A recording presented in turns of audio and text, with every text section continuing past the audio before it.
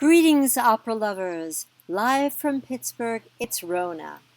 So this is the summer, the time when we get to see live-streamed operas from Europe, or other festivals around the United States if you're lucky enough to catch them. This year I was able to see two festival productions so far, KAUFMANN from Verona and Manon Lescaut from Munich, which is sort of like a summer festival for the Bayerische Staatsoper. And because this was such a controversial production, I thought I would take this opportunity to give you my thoughts about all these modern productions that we're getting to see. When you read a review in the newspaper or a magazine or another blogger, they are going to tell you about the singing and the staging. And I'm going to tell you about my confusion. First of all, I'd like to ask a philosophical question to all of you out there who go to see these operas. Is it necessary to know what the director's intentions were? In other words, when you see something that is so against what you think the opera should look like, are you supposed to know right away what it means? Or are you supposed to look up online and see what the director has said it does mean? Or perhaps there is nowhere to look it up, and you're just supposed to interpret it the best way you can. In my experience of opera going, which is very limited, I would say that if I see an opera and I have no idea what is going on, I know I'm not alone. There will be those that will say it was brilliant, the director found new meaning into this work, and perhaps that is true.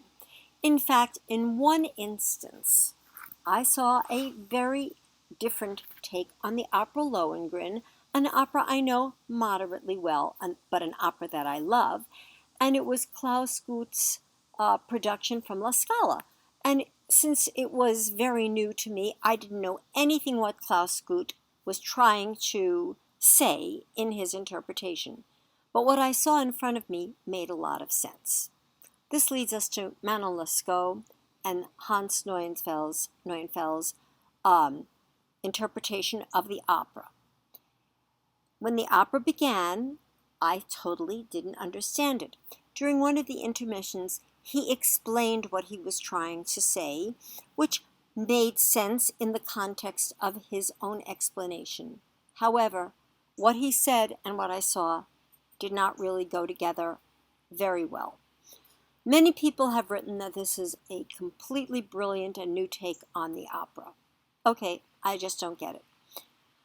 This is why I don't get it. First of all, I do not understand why choristers who are androgynous, neither male or female, are all wearing the same costume, which was very hideous, but also attention-grabbing.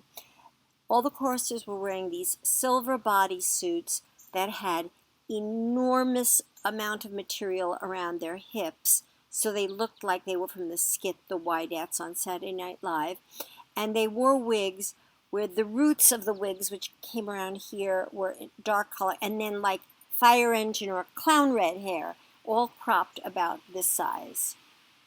Then later, the choristers came out in sort of lavender purple. Also, Manon was supposed to be a glamorous figure, or very ugly clothing. She was also not really made to look attractive. The set was very bare. It was you could call it a box set. It was a black screen with like a white neon light that outlined it. I didn't get that either. As you can see, I don't get a lot of things. The thing I really didn't get was having the dancing master dressed up as an ape. Now, when Hans Neunfels spoke in the intermission, he said how he wanted to make this an intimate story, which I get. It's a story about Manon and Des Grieux. But that doesn't explain everything. And so that's where it loses me.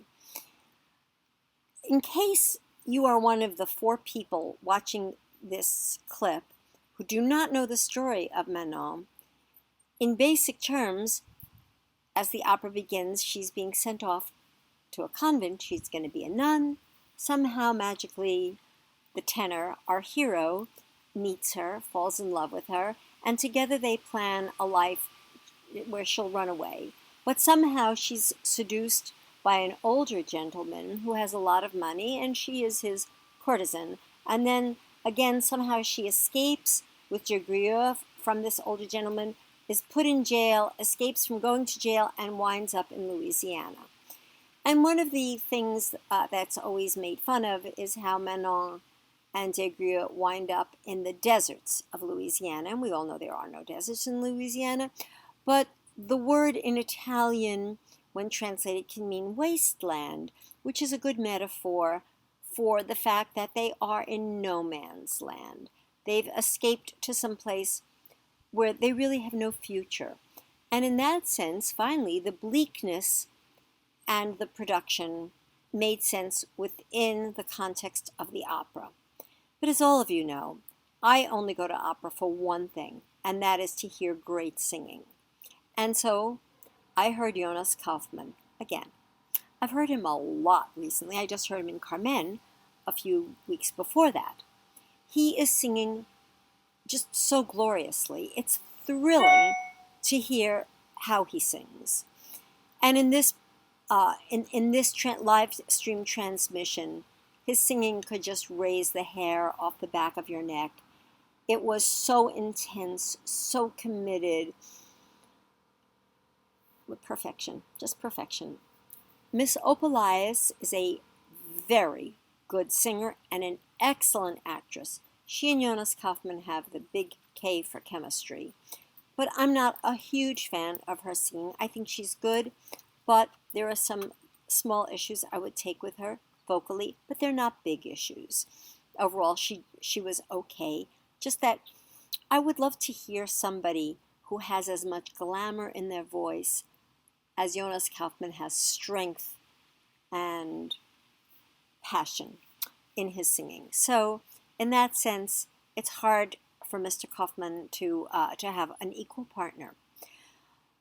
The other important role was done by somebody who I had not heard of, but who apparently is well known in Europe, and that is who plays Lescaut, is Marcus Eiche. He was very good. I thought he really did a good job. The conductor was Asher Fish, who I've seen conduct many operas. He seems to have everything well at hand. Puccini's score is quite lush. I like this opera so much. Last year it was done from the Royal Opera House Company, and in that production, also a concept production. I loved the concept. Manon was just dressed to the nines in hideously cheap costumes. And again, it was Christine OPOLAIS and Jonas Kaufmann. They were fabulous in it. And there, I felt that the sets and the direction and the costumes all made it seem so much more real. Yet others who saw this production from Munich thought that this was more real. Okay, one more tiny thing about another opera I saw this season, and that was Carmen from Verona, if I'm remembering correctly. Again, Jonas Kaufmann singing the heck out of it. The sets totally spoiled it for me, and there was no feeling of Spain. What is with dressing Carmen in black? So there you have it. What is going on with opera productions? Are they trying to drive us away, or is every director trying to put on a new stamp, one that just might not make sense? All right, I'm going to enjoy the rest of this absolutely glorious summer day and hope you all have a good summer. Maybe I'll catch you before the end. Bye.